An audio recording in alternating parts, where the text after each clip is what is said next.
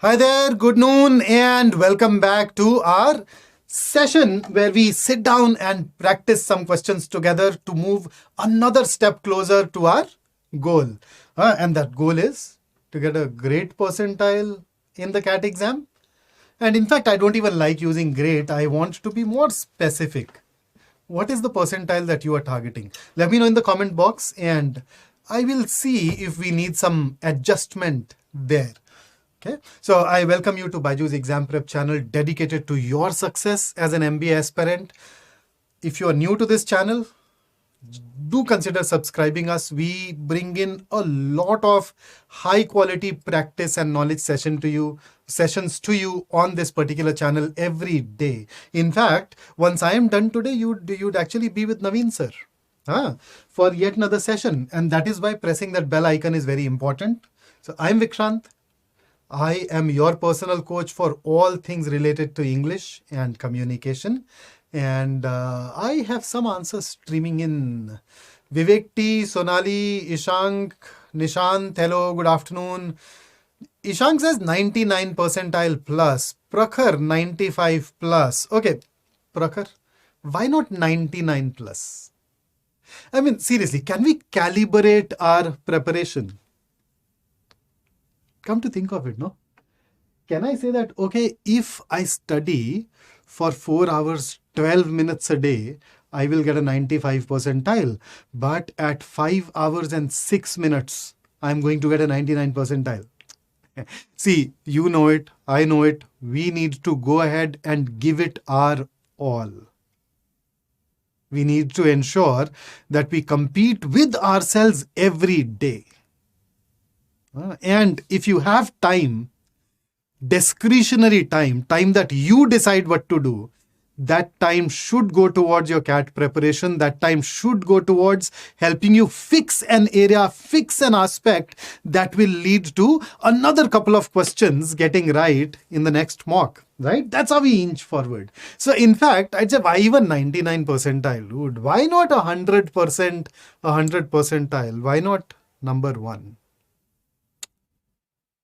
Sir, मेरे Punjabi poet है जिनको मैं बड़ा पसंद करता हूं, पाश, उनकी एक कविता का हिंदी अनुवाद है जिसमें एक सेंटेंस बता रहा हूं, सबसे बुरा होता है सपनों का मर जाना.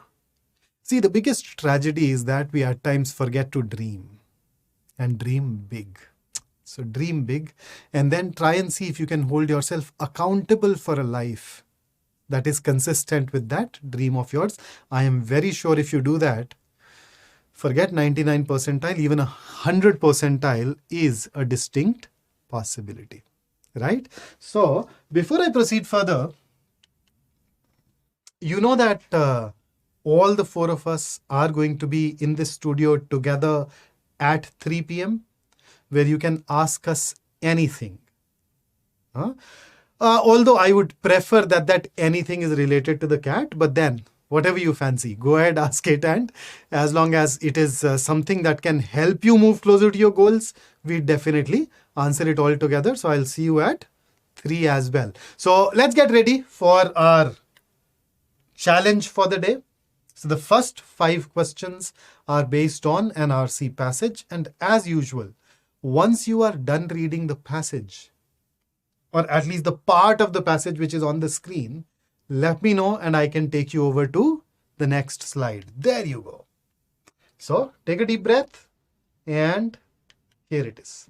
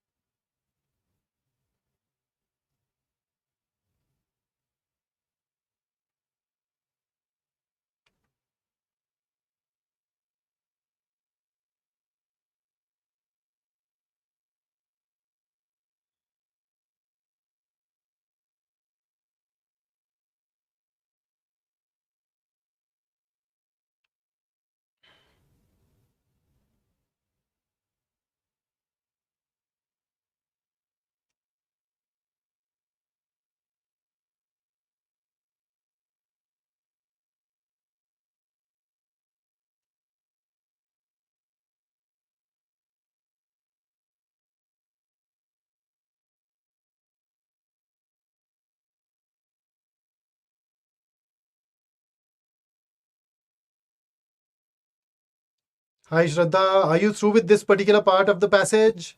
I'm basically taking you through paragraph after paragraph, so let's see. Done? Okay, here is the next paragraph for you.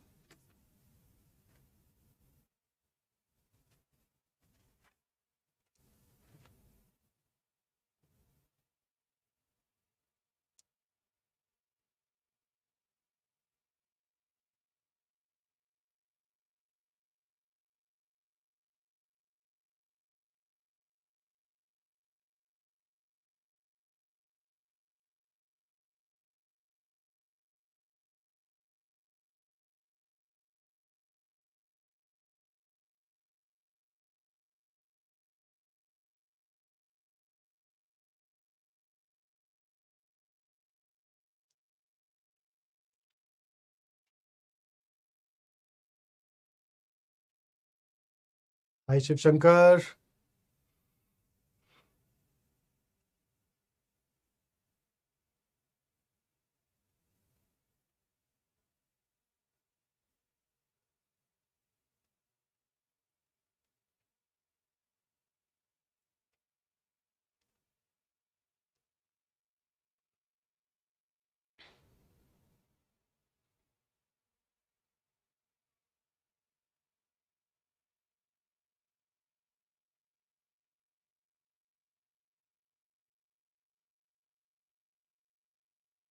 Fantastic, Angela. You read the passages fast, consistently. I really like that, huh? Okay, next paragraph.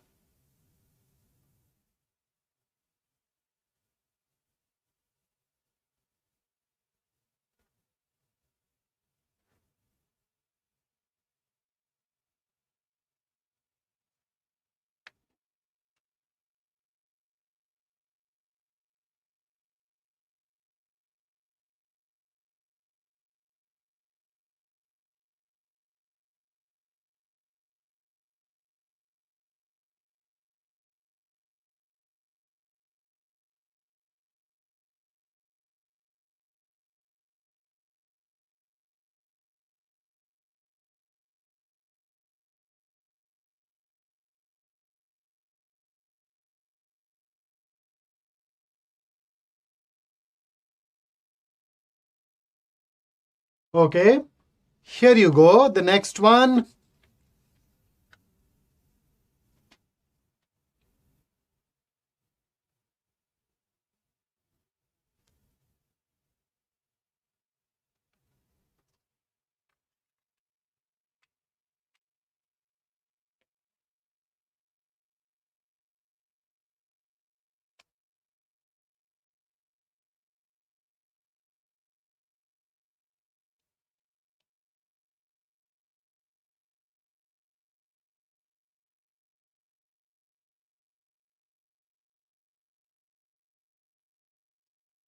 Okay, next one. Ah, good to see you, Rishit. Welcome.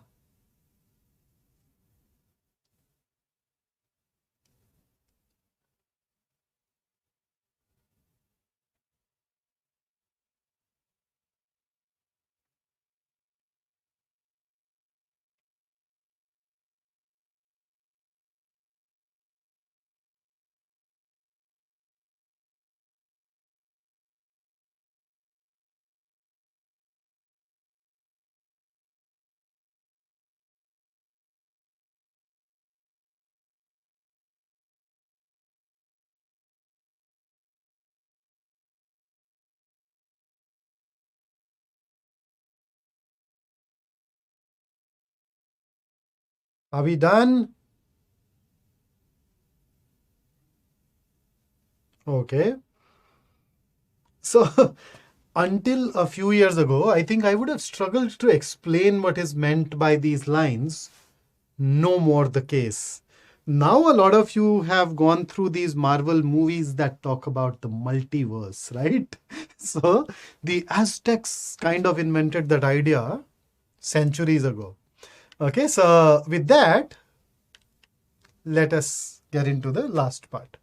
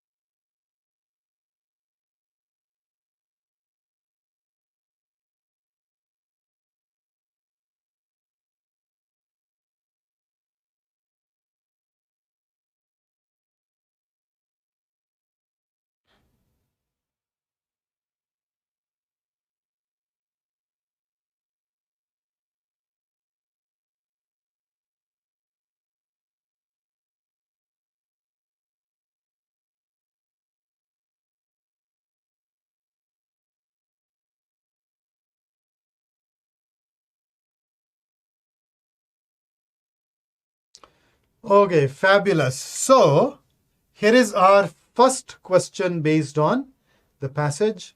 Let's see what you think of it. Use the seeker to go back to the right part of the passage, okay?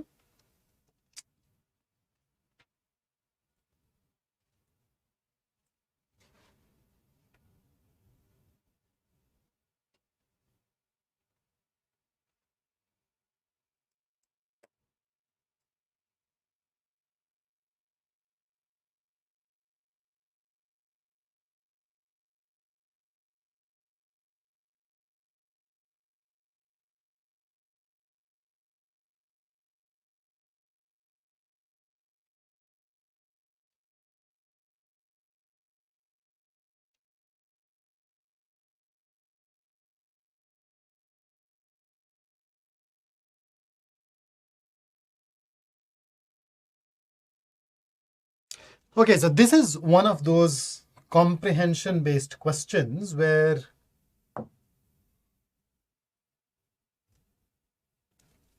we are asked for the purpose of an example. So why do we offer an example? We offer an example to prove a point or to explain a point, right? So which of these 4 points is getting proved or explained? The truth is none of these. These examples were given to illustrate this point that a single image stands for an entire story, a large idea. Okay, so in a way, these images were keys. In a way, these images were codes that helped you remember some major events of the past. Remember in the very first paragraph, the word that the author has used is mnemonic, right? So if we look at it, let's have a look at, so which ones have you chosen? So B versus C. So let's rule out A and D. You're absolutely right if you've eliminated these two. Let's look at B and C. B says to highlight the way pictographic texts were used by the Aztecs to keep history. Yes, they helped them keep history, although we can be more specific. How about C? To describe the fact that it was the way the Aztecs kept memories alive. Was it the way the Aztecs kept the memories alive? What was the core idea? These images can help them remember a significant moment of their history, of their past. So between B and C, which is closer to that? Is it about keeping the memories alive or is it about recording their history? I think recording history is definitely closer. Maybe if we read them more, we'd perhaps find other ways of keeping the memories alive. The kind of memories that the paragraph talks about are memories which are useful or significant for that entire group of people, for all the Aztecs. Whereas this memories does not really talk about that kind of collective memory, and therefore I'd suggest that we prefer B over C. Okay, so C is not as close to that idea as B is. And here is the next one. Question number 2 on the screen. What's your take on this?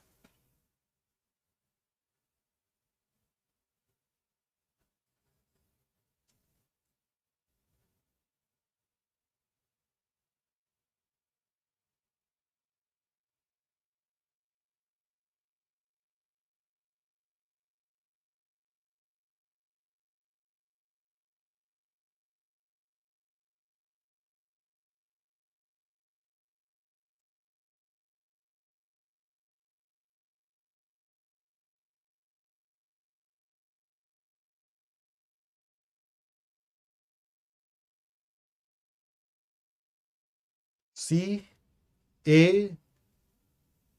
Okay. So, which of the following worldviews can be inferred? So, whenever we come across an inference-based question, what do? True, false, can't say. Okay, how about A? A tribe that has a pictographic script. True, false, can't say. What is a script? We know that they have what has been termed as a pictographic text. So text is basically a piece of writing. For example, when I look at them, I have a page lying in front of me. I'd say that this is text. Your textbooks are texts. Your newspaper is full of text. So they have pictographic text. In that context, text is something that is designed to convey something. But what is a script? Huh? English is written using the Roman script. Hindi is written using the Devanagari script. Well, Punjabi is written using the Gurmukhi script, so on and so forth. So you get the drift. So when I say the Roman script, I'm talking about the alphabet. When I say the Devanagari script, I'm talking about the Hindi alphabet, the Varnamala, as we call it. Did they really have a script? Are you sure? They had images, glyphs, that acted as a mnemonic for an event. Where were they scripts? A script has an alphabet. Alphabet has letters where every letter captures. So in a way, every letter is a symbol that captures our sound on a piece of paper.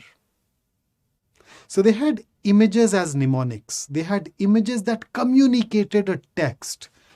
Does that mean that they had a pictographic script? We cannot be certain. So A is can't say. What else have you chosen? C. All of you ruled out B and D. If there are issues in B and D, please ask. So let's eliminate B and D. Let's look at C. A tribe that has several interpretations of its history.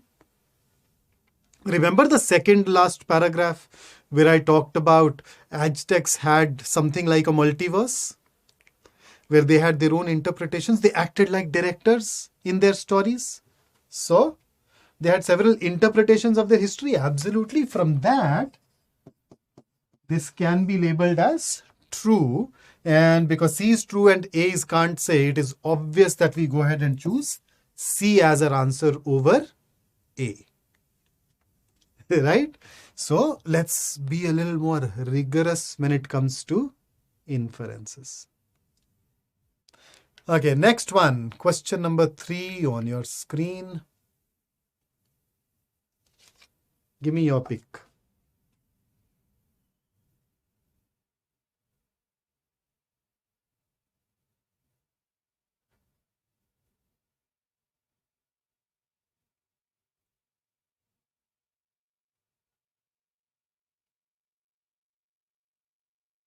So another inference question. True, false, can't say. Guys, true, false, can't say. Virender, it's okay. I mean, that's why vocabulary is important. And a lot of people think that big, difficult words are the ones that create a problem for us in the exam. No, the truth is, there are these words that we use so frequently, or not use, at least we meet them so frequently that we think we know these words. वो देख के लगता है मिले हुए हैं, पता है मुझे क्या है, पता होता नहीं है. That is what makes it challenging. Shraddha, that is the whole idea. इधर गलती करेंगे, फिर डिस्कस करेंगे, इससे थॉट प्रोसेस इंप्रूव होगी. The more you bleed in training, the less you bleed in your matches, right? So, no, that's not. The more you sweat in training, the less you bleed in matches, as they say. So, इधर गलतियां करेंगे, खूब करेंगे, उनसे सीखेंगे और फिर better बनेंगे. That's the whole idea.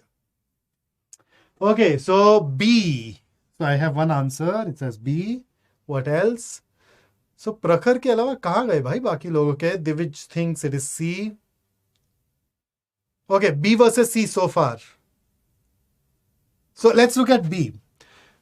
The Spanish worked hard to keep Aztec storytelling alive in written alphabet form.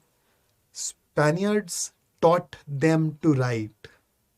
Did they urge the Aztecs to preserve their history? Hey, that was something that the Aztecs did on their own. It was not the Spanish that went on to do it consciously, actively. And therefore, B is something that cannot be determined on the basis of the passage. How about C? The Spanish conquest, instead of erasing Aztec history, perversely helped to preserve it. That's true. In fact, look at this particular word here.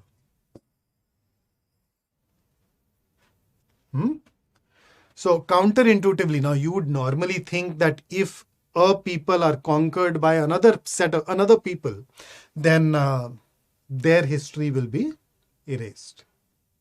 But now, after all, history is a record of the winners, right? But in this case, that did not happen. And why did it not happen? Spaniards gave them a script and they used that script to record their history, which was otherwise being orally transmitted. And that could have died with the other people, with the elderly, right? So that is why between B and C, C is definitely better. And I'm really happy that most of us are consistently ruling out two answer choices. That's fabulous. Okay, keep at it and you'd gradually learn to eliminate the third wrong answer as well. Okay, next question.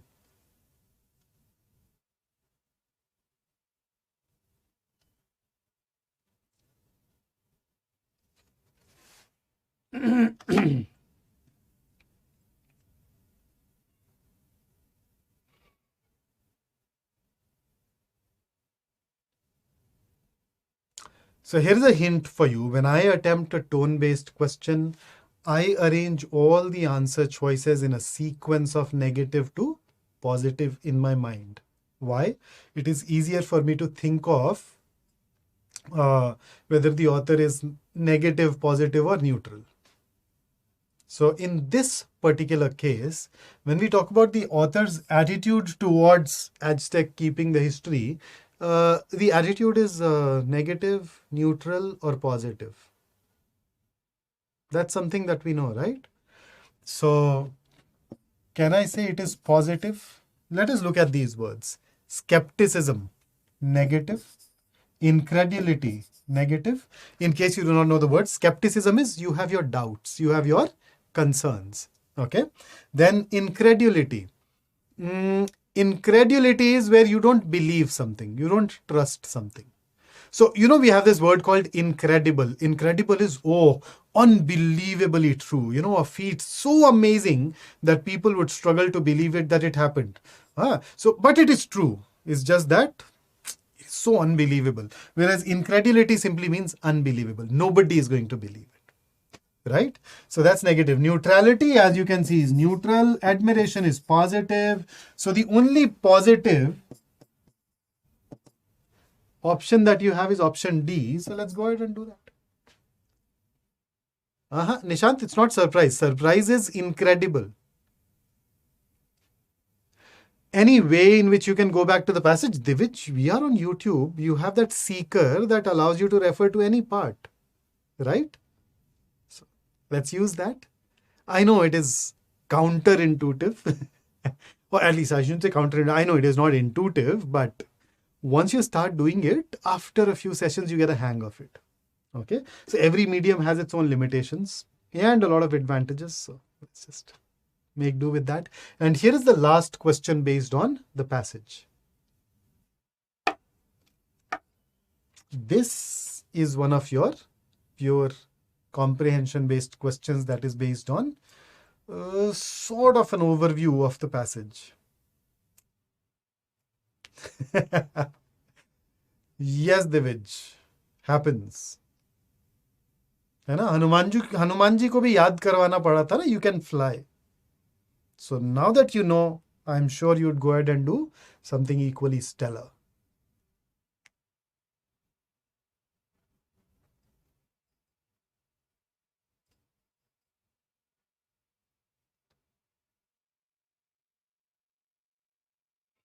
Okay, Virender has shared his answer.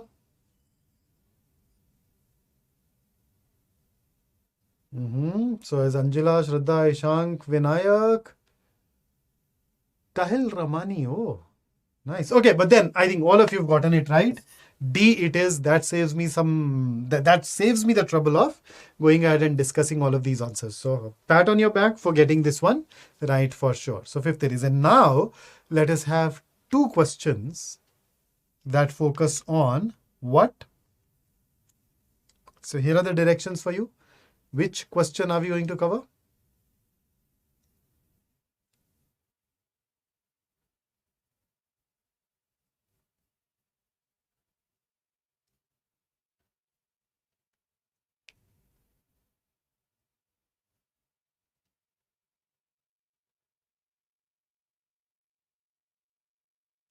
Virendra, I could not understand the question.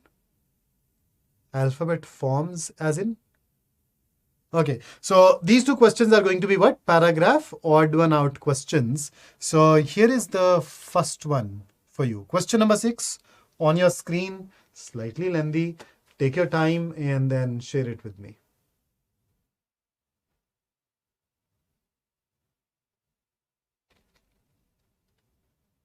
Mohit, what do you mean by traditional methods here? We do have, yes, recorded videos on our app, but when you say traditional methods, what does that really mean?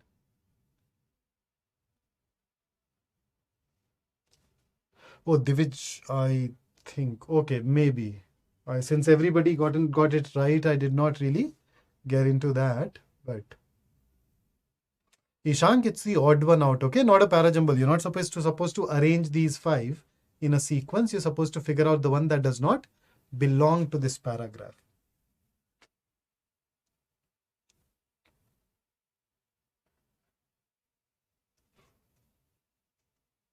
I mean, Mohit, I know that we've shared certain things, but what do you mean by a traditional method there?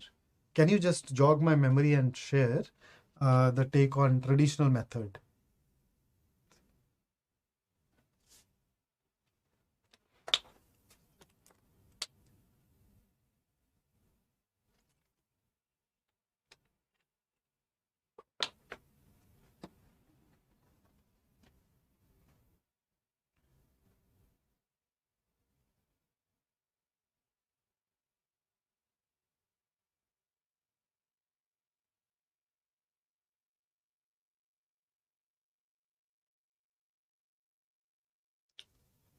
Okay, Mohit, I think by now that I have spent some time with your question, I think I know what you're asking.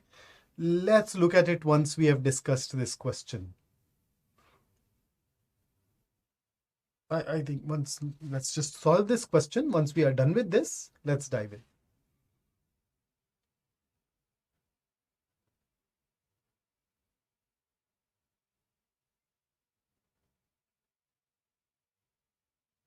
Okay.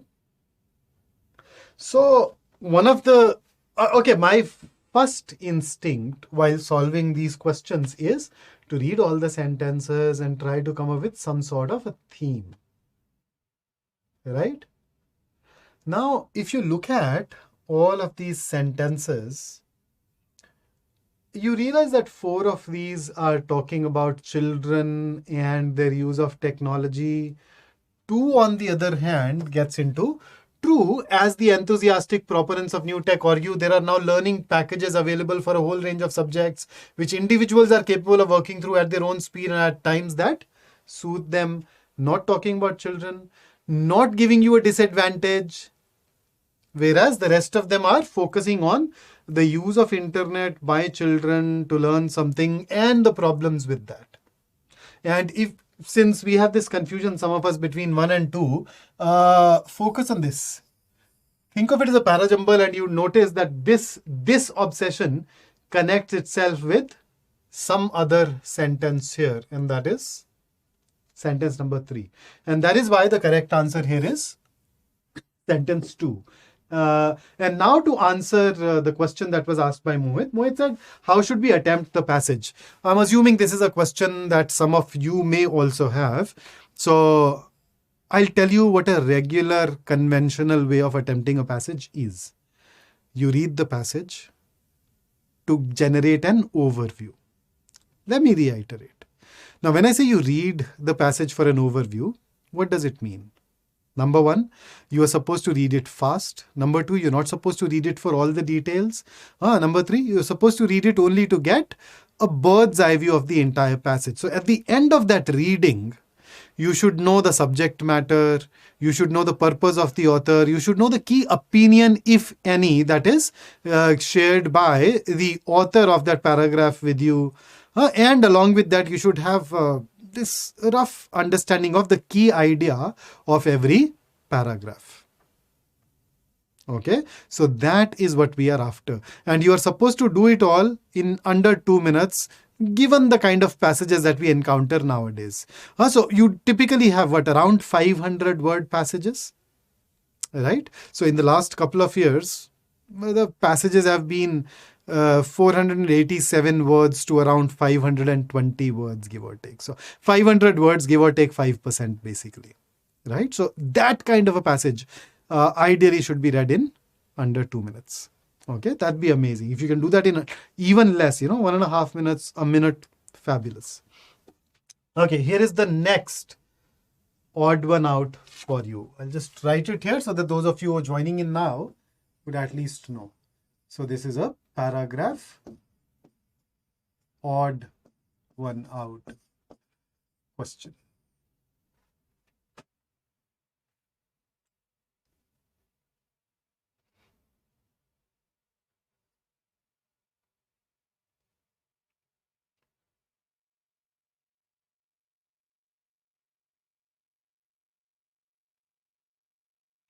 Oh, Prakhar, I will have to go back. I just looked at and isolated on the basis of the theme. Otherwise, I will have to read that here in order to give you that. But don't worry, we have a parajumble as well. So we can look at it there.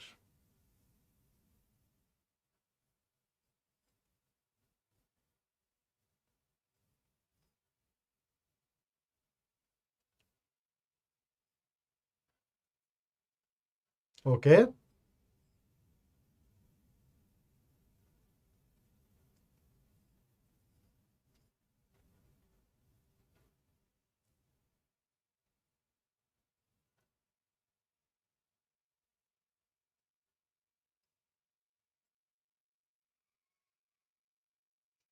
And since Prakhar asked me for a sequence in the previous one, I kind of did that right now. So we will have, if I were to treat it as a parajumble, I can arrange these 4 sentences in this sequence that leave the second one out. Look at third. Third talks about Arctic sea ice reflects sunlight, right? And fourth essentially extends it. So normally our instinct will be to put first immediately after third. But then the moment you switch from third to first, you'd not be able to write 4 anywhere. And that is why it is important to write these two together and then write 1 followed by 5. If you look at second, so these 4 sentences, 3, 1, 4, 5, they are essentially talking about the Arctic sea ice, how it reflected, and now it does not, leading to some problems. Look at second.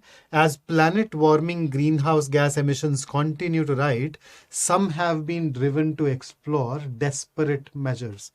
Is it talking about Arctic sea ice? It's talking about an increase in greenhouse gas emissions. Then it also mentions this word, some.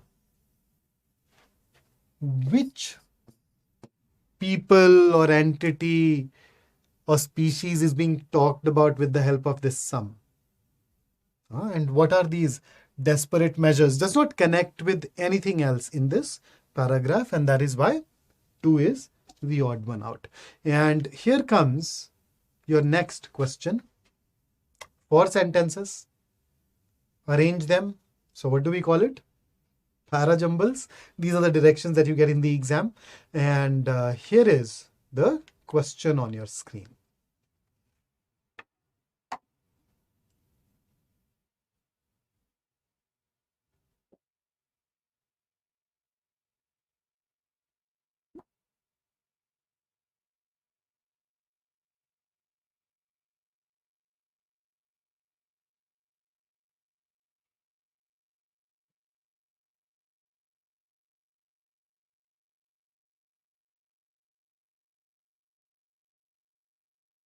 No, Virender, that is, let's not generalize. In fact, every year, out of the 3 questions, I shouldn't say every year, but most of the years, one of them has turned out to be really easy. Yeah, in fact, even this question, it is an actual ZAT question, not CAT question, but ZAT question. But in ZAT, you do have options. So I have tweaked it slightly so that it can be used without the options as well. When you have questions with options, the options at times supply some additional clues that are needed to solve it. Okay, so Vedant has shared his answer. Do you agree with Vedant? Here are my clues. So, look at this. One of these complications. So, you see this? Rather complicated. So, one of these complications comes after this. So, I know that 4 should come after 3. Then if you look at first and second, they are talking about complications related to foreign currency. Notice? Complications related to foreign currency, and therefore both 1 and 2 should come after 4. But look at 1. 1 starts with additionally. So when you write additionally, you continue a thought. So if you're talking about one challenge here, you need to have another challenge written right before it. So second gives you that another challenge, and therefore 2 should come before 1. Now if you combine all of these, you know that your answer should be 3, 4, 1, 2. So it is all about identifying the clues and then working from there in order to identify the correct sequence. As you can see, can these questions be tough? Oh hell yes, absolutely. But then they can also be easy. As I said, this is an actual exam question, and that by no means is considered a walkover. It's in some years it has actually been tougher than the CAT. So it's all about looking at that question and then taking a call. Let's not leave it blindly, especially in the CAT. I'd very strongly urge that you solve parajumbles because there is no negative marking for them, right? They are non-MCQs. So you should go ahead and do this. So that's for the CAT, the subject part. And here is the part that will help you with your mind. So may your choices reflect your hopes, not your fears. So choose wisely. Choose so that you can move towards your dreams. Right? And for more practice, you can head over to BYJU'S Exam Prep app, where we upload a section quiz every day, and I'll give you some high quality questions to work on. And one more reminder that you are supposed to tune in at 3 p.m. again, so that you can listen to us having some fun with you and with your questions. Okay. And then Saral sir is taking a workshop on 27th of June at 7 p.m. This is the topic. And if this topic appeals to you, I'd very strongly recommend that you tune into this particular session. Right? And if you want to be one of these elite performers with amazing percentiles, there is an easy way out, and that is joining our comprehensive program. You can sample it for 3 days by unlocking your free trial. If you haven't done so, please do that. And you can also sit for a scholarship test, which will make it a very mouth-watering deal for you. Right? So that's it from me today. If you liked the session, don't forget to press the like button and do share and subscribe. That's it from me. Have a great day ahead. Until I see you next, stay safe, stay focused, stay in touch. Jai Hind, and have a great day ahead. See you.